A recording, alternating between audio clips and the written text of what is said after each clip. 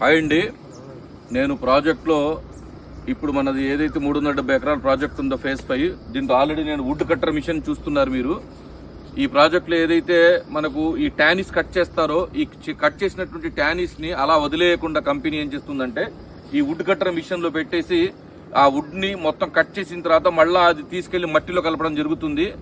ఎన్ఎస్పీలో ఈ యొక్క would cutter machine తోనే జరుగుతుంది.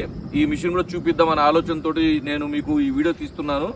చూడండి ఫ్రెండ్స్, ఒకసారి మొక్కలు ఎలా మెయింటైన్ చేస్తున్నాము, ఎలా రోజ్ కూడా ఎలా మెయింటెనెన్స్ ఉంది, లోపల అంతర పంటలు వేయకుండా ఎంత పర్ఫెక్ట్ గా మెయింటైన్ జరుగుతుంది అనేది చూడండి.